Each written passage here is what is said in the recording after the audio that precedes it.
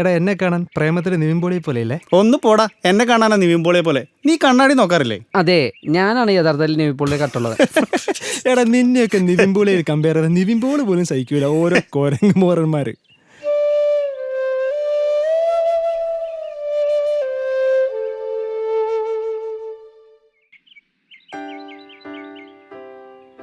നീ ഒന്ന് പോയില്ലേ? അങ്ങനെ ഉണ്ടായിരുന്നു. നോക്കൂ.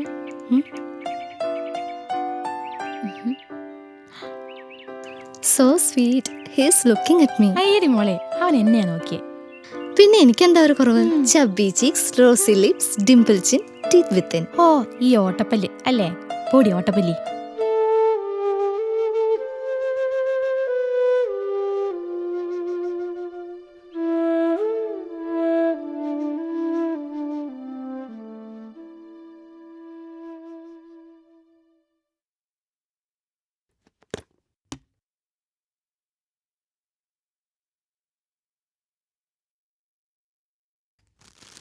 മോനെ,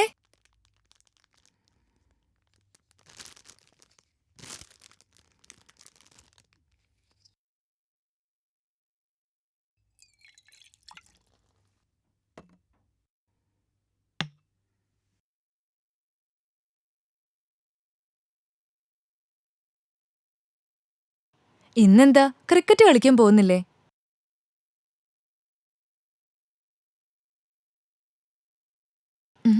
എന്തു പറ്റും മോനെ? അമ്മേ, എന്നെല്ലാരും കുരങ്ങമോറാന്ന് വിളിക്കുന്നു. എൻ്റെ മുഖം മാത്രം എന്താ ഇങ്ങനെ?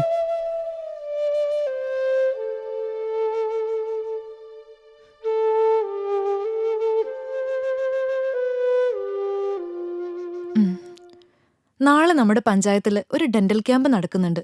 മോനെ അമ്മ അവിടെ കൊണ്ട് കാണിക്കാട്ടോ. അമ്മേ, എന്നാ ഞാനും വരുന്നുണ്ട്. എന്നെ ഇന്ന് ടീന ഓട്ടപ്പല്ലിന്ന് വിളിച്ചു.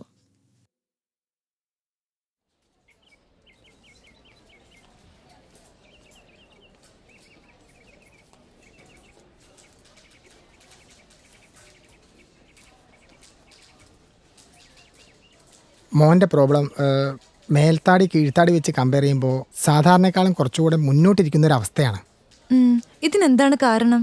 ഇത് പാരമ്പര്യമായിട്ട് വരാം, കുഞ്ഞ് വയറ്റിലിരിക്കുമ്പോൾ ഉണ്ടാകുന്ന അബ്നോർമൽ പൊസിഷൻ കൊണ്ട് വരാം, ഫോഴ്സപ്സ് ഡെലിവറി കൊണ്ടുണ്ടാവാം, അതുമല്ലെങ്കിൽ വിരൽ കുടിക്കുമ്പോൾ, വാ തുറന്നുറങ്ങുമ്പോൾ, അങ്ങനെ മുതലായ ഹാബിറ്റ്സ് കൊണ്ടുണ്ടാവാം.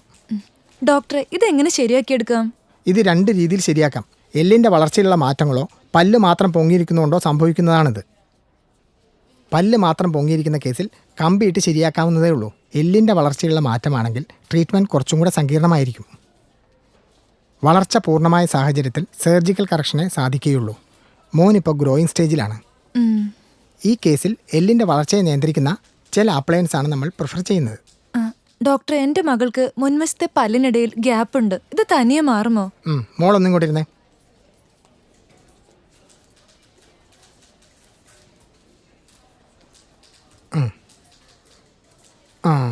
സാധാരണയായി 8 മുതൽ 10 വയസ്സ് വരെയുള്ള കുട്ടികളാണ് ഇത് കാണുന്നത്.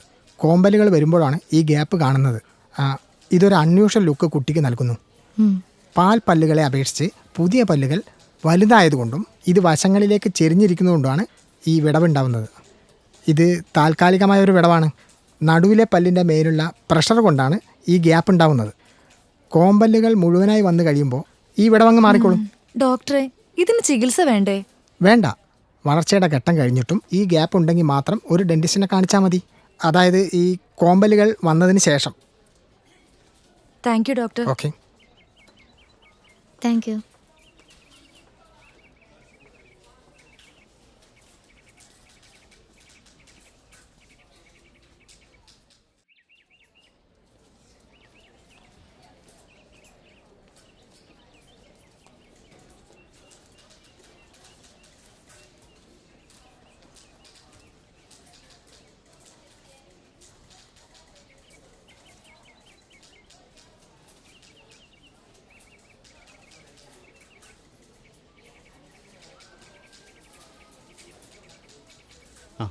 മോള് വായം തുറന്നേ.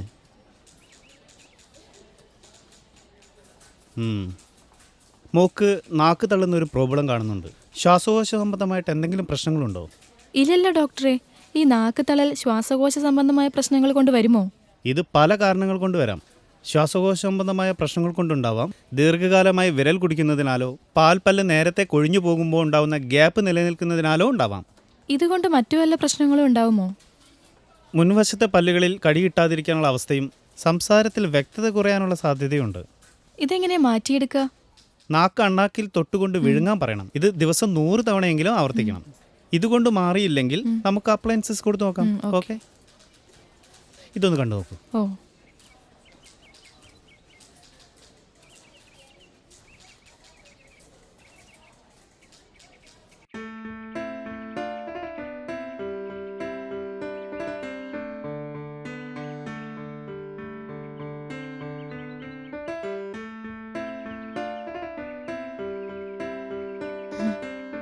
Thank you doctor.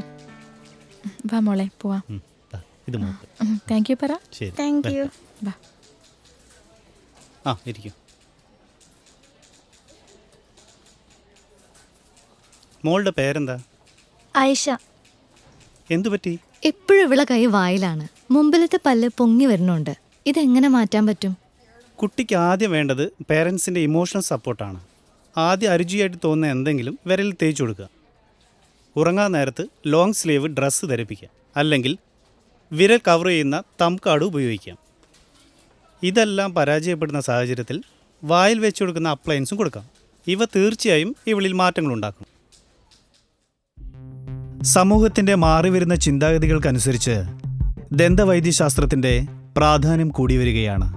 മുഖസൗന്ദര്യത്തിന് ദന്തസംരക്ഷണം അത്യന്താപേക്ഷിതമാണ് എന്ന യാഥാർത്ഥ്യം മനസ്സിലാക്കിയ സാഹചര്യത്തിൽ നിരതെറ്റിയ പല്ലുകളുടെയും വിടവുള്ള പല്ലുകളുടെയും ചികിത്സ കാരണം മനസ്സിലാക്കി വൈകിക്കാതിരിക്കുന്നതാണ് നല്ലത്.